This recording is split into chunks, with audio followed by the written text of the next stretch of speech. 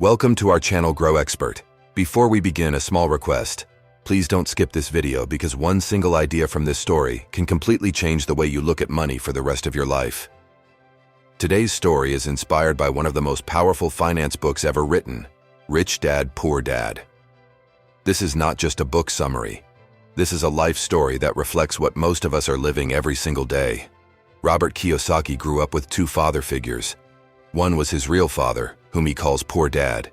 He was highly educated, had a stable government job, believed in job security, and always said, "Study well, get a good job, and everything will be fine." The other was his friend's father, whom he calls Rich Dad. He didn't have a high degree, but he understood money deeply, built businesses, invested wisely, and never worked for money. Money worked for him.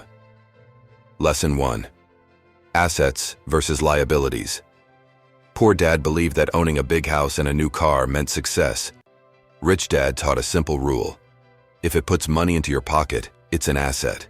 If it takes money out, it's a liability. In real life, we see this everywhere.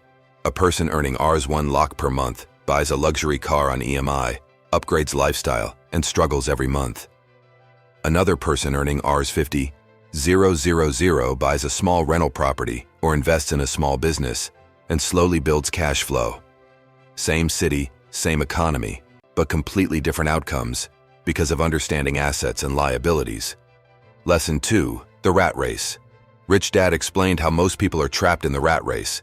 Salary comes in, expenses go out, EMI begins, lifestyle increases, savings disappear. Even when salary increases, expenses increase faster. Think about real life. How many people do you know who got increments but still say, "I have no money at the end of the month"? The problem is not income. The problem is financial habits.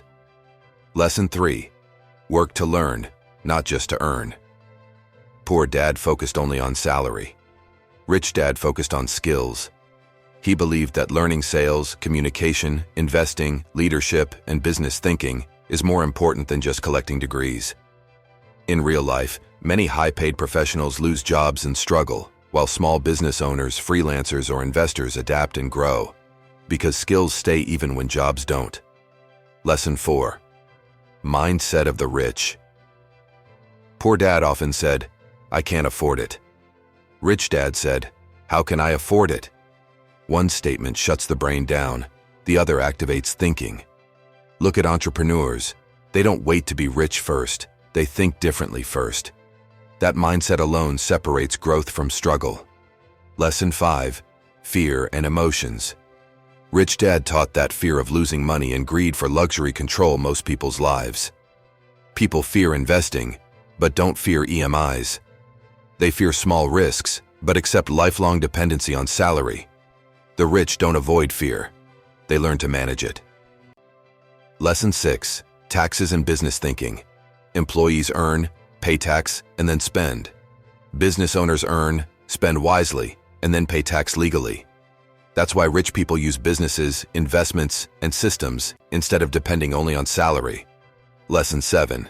Financial education. Schools teach us how to earn money, but not how to manage, invest, or grow money. That's why financial education becomes a personal responsibility. Real wealth is built by learning continuously and taking smart action. To summarize all key lessons, focus on buying assets, not liabilities. Escape the rat race by controlling expenses. Work to learn valuable skills. Develop a rich mindset. Manage fear and emotions. Understand how money, tax, and business work. And most importantly, educate yourself financially. Money is a powerful servant but a dangerous master. Learn to control it, or it will control you. If this story made you think differently about money, like, share, subscribe to GROWXPERT, and drop a comment below answering this question. What is the first asset you want to build in your life? Your answer might inspire someone else watching this video.